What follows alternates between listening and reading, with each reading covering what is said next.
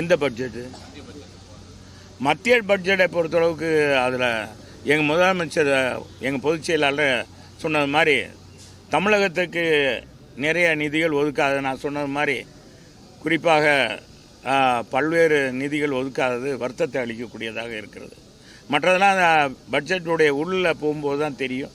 அது நமக்கு அதை பற்றி நான் இன்னும் தெரிஞ்சுக்கல. இல்லைங்க, மக்களுக்கு ஒன்றுமே செய்யலைன்னு எப்படி தெரியும்? அந்த முழுமையான பட்ஜெட் வந்த பிறகு தான், அந்த பட்ஜெட்டுடைய சாரங்கள் தெரிஞ்ச பிறகு தான் இது அவுட்லைனாக கொடுத்துருக்காங்க. எந்தெந்த ஹெட்டில் பணம் ஒதுக்கியிருக்கிறாங்க இப்போ அப்படின்றத நம்ம அதெல்லாம் முழுமையாக பட்ஜெட் வந்த பிறகு விவாதம் முடிந்த பிறகு தான் இன்னும் அந்த தாக்கல் தான் பண்ணியிருக்காங்க. அதே மாதிரி திமுக இப்போ கூட தாக்கல் பண்ணாங்க. கடந்த முறை என்ன செஞ்சாங்க? சொன்னதை நிறைவேற்றியிருக்காங்களா? ஒன்றுமே நிறைவேற்றலை. குறிப்பாக நான் சொல்கிறேன், சீன பழமொழி ஒன்று இருக்குது, உங்களுக்கு தெரியும். ஒருவருக்கு மீனை சுட்டு கொடுப்பதை காட்டிலும் மீன் பிடிக்க கற்றுக் கொடுக்க வேண்டும் என்பதுதான் அந்த பழமொழி. அந்த பழமொழிப்படி தான் அம்மா அவர்கள் மாணவ செல்வங்களுக்கு மாணவர்களுக்கு மடிக்கணி கொடுத்தாங்க.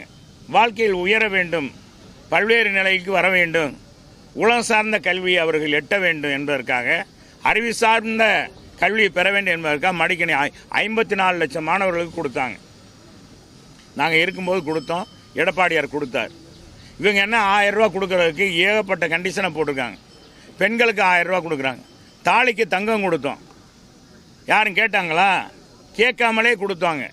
இன்றைக்கி எங்கள் அம்மா இல்லை, ஆனால் தாலி அந்த காலத்தில் அவங்க தாலிக்கு தங்கமாக கொடுத்தது இன்றைக்கி தாலியாக தொங்கிக்கிட்டு எத்தனையோ மாணவிகள், எத்தனையோ திருமணமான பெண்கள் மத்தியில் இன்றைக்கி ஏழை பெண்கள் திருமணம் முடிந்திருக்கு. இன்றைக்கி அதே மாதிரி சைக்கிளில் போகிற பெண்களுக்கு சைக்கிள் கொடுத்தாங்க. எல்லாம் அதே பாடப்புத்தகம் இலவசம் கொடுத்தாங்க. பார்த்திங்கன்னா 14 வகையான உபகரணங்கள் மாணவ செல்வங்களுக்கு கொடுத்தாங்க. காலில் போடுற பூட்ஸில் இருந்து எல்லாமே இது கொடுத்தாங்க. கர்ப்பிணி பெண்களுக்கு உதவி பண்ணாங்க.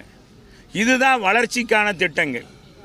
உண்மையான அம்மா வந்து உலக முதலீட்டாளர் மாநாடு நடத்தினார். எங்கள் எடப்பாடியார் நடத்தினார். உங்களுக்கு எல்லாம் நல்லா தெரியும். எவ்வளோ முதலீடு ஈர்த்தோம், எவ்வளோ வேலை வாய்ப்பு வந்தது. இன்றைக்கி 7 துறை முன்னிலை வந்துச்சுன்னு சொல்லி விளம்பரம் போடுறாங்க. பக்கம் பக்கமாக விளம்பரம் போடுறோம். அனைத்து துறையும் முன்னிலையில் இருந்தது எங்கள் ஆட்சியில். இதுக்காக பாராட்டினாங்க. எங்கள் முதலமைச்சர் அம்மாவை பாராட்டினாங்க. அம்மா அதனால தான் நாங்கள் கொடுத்த அத்தனை நலத்திட்டங்களையும் நம்பி தான் அம்மா அவர்கள் 2016 தனித்து சட்டமன்றத்துக்கு நின்றாங்க. 234 தொகுதியிலும் அண்ணா திராவிட முன்னேற்ற கழகத்தை நிறுத்தினாங்களா இல்லையா? வெற்றி பெற்றாங்க. அது மாதிரி இவங்க என்ன செஞ்சுருக்காங்க? எதுவுமே இல்லை. இது ஒரு நாடகம், மக்களை ஏமாற்ற இது ஒரு நாடகம் மத்திய அரசை சுட்டி காட்டிட்டு நடத்துருக்கு.